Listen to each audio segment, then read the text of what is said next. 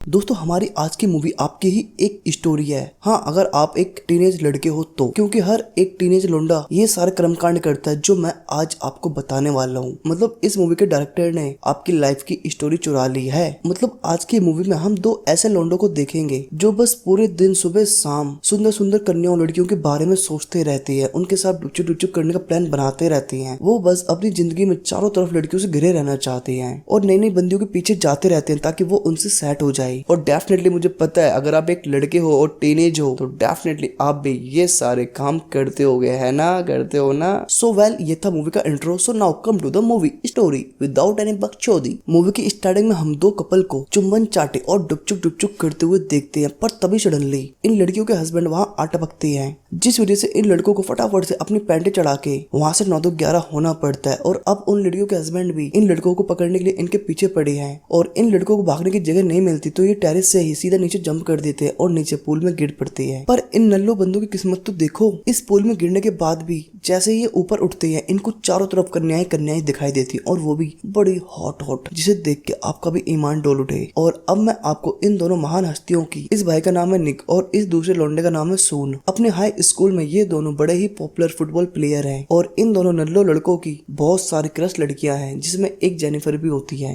फिर एक दिन ये बीच किनारे बॉन फायर खेलते हैं, जहाँ ये एक लड़की को बातें करते हुए सुनते हैं कि हमारे स्कूल की कई सारी लड़कियां चीयर लीडर्स बनने जा रही हैं। अब ये दोनों लोग अपने स्कूल की लड़कियों को चीयर लीडर्स की ड्रेस में देखने के लिए बहुत ज्यादा एक्साइटेड हैं कि कब हमारे स्कूल की कई सारी लड़कियां एक साथ टोटे टोटे कपड़ों में दिखाई देंगी। और ये सारा काम तभी होगा जब हम कैसे भी करके चेयर लीडिंग कैंप में घुसे और फिर तो वहाँ हमारे चारों तरफ लड़कियां ही लड़कियां होंगी। जिसके बाद ये लोग एक लड़की से मिलते हैं जो इन्हें चेयर लीडिंग स्किल्स सिखा सकती है। पर पहले तो हर लड़की की तरह वो लड़की इन्हें चेयर लीडिंग स्किल्स सिखाने से मना करती है, पर बाद में वो इन दोनों काफी इंसिस्ट करने पे मान जाती है और फाइनली इन दोनों ने चेयर लीडिंग की बेसिक स्किल सीख ली है और काफी मेहनत करने के बाद चेयर लीडिंग कैंप में घुस चुके हैं और बस में लड़कियों के साथ ही ये कैंप के अंदर जा रहे हैं। दरअसल ये लोग चेयर लीडर्स को चेयर करने के बहाने इस कैंप में घुसे हैं। अब कैंप में पहुंचने के बाद जब ये दोनों लोग इतनी सारी सुंदर सुंदर लड़कियों को एक साथ देख के बौखला जाते हैं, इनकी अट्टी पुट्टी सब गुल हो जाती है। अब ज्यादा टाइम ना गवाते हुए ये फटाफट से लड़कियों के बीच पहुंचती हैं और उन्हें चेयर अप करना शुरू करती हैं। और चेयर अप करते करते इन दोनों को रियलाइज होता है कि इन प्यारी प्यारी और टोटी टोटी लड़कियों के लिए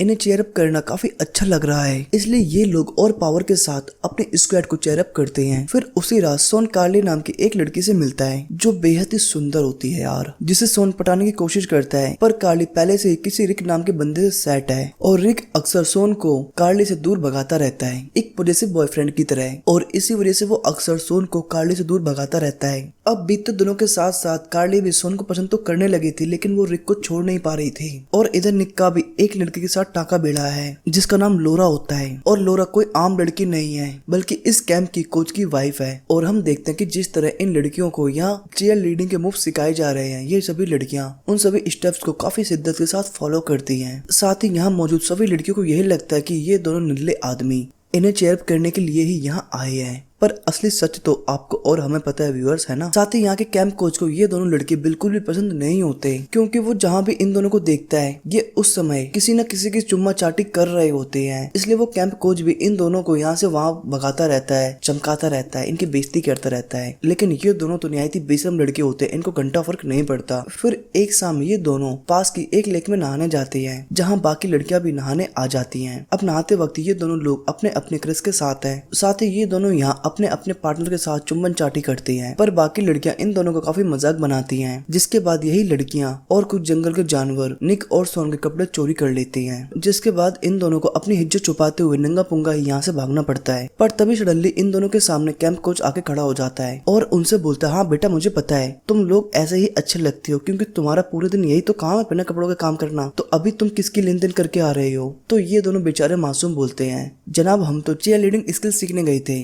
साथ ही ये दोनों चेयर लीडिंग के कुछ स्टेप करके भी दिखाते हैं। अब इन दोनों नंगो पुंगों की ये अजीब हरकतें देख के कैंप कोच इन्हें यहाँ से भगा देता है। पर अगले सुबह इन दोनों लड़कों का पूरे कैंप में भांडा फूट गया है। अब इन दोनों लड़कों के साथ ये कांड एक ना एक दिन तो होना ही था। मतलब सभी लड़कियों को ये पता चल चुका है कि इन दोनों लड़कों का इरादा यहाँ हमें चेयर अप करना नहीं था, बल्कि नीचे बैठ के हमारी छोटी छोटी निकरों को ताड़ना था, हमारी आधी आधी टांगों से अपना टुंडुना हिलाना था। और कार्ली का बॉयफ्रेंड रिक भी इन सभी लोगों को ये कंफर्म करता है कि निक और सून यहाँ यहाँ बस आप लोगों को ताड़ने के लिए आए हैं, अपनी आंखें गर्म करने के लिए आए हैं और इसी वजह से इन दोनों को कैंप से बाहर फेंक दिया जाता है। अब ये दोनों लोग एक पब्लिक बस में बैठ के घर वापस आ रहे हैं और सीट पे बैठे बैठे ये दोनों शेर कैंप में बिताए हुए अच्छे अच्छे मोमेंट्स को याद करते हैं। फिर घर आके निक और सोन अपने एक फ्रेंड के यहाँ पार्टी अटेंड करने पहुंचते हैं और यहाँ पार्टी में आने के बाद ये चेयर लीडिंग कैंप में बिताए हुए पलों को भूल नहीं पा रहे थे, इसलिए इनको रियलाइज होता है कि इन लोगों को वाकई में चेयर लीडिंग कैंप की काफी याद आ रही है और इन्हें उनका काफी शौक लग गया है। इसलिए ये लोग अब डिसाइड करते हैं कि हम अपने स्क्वाड को सक्सेसफुल विनर कराएंगे।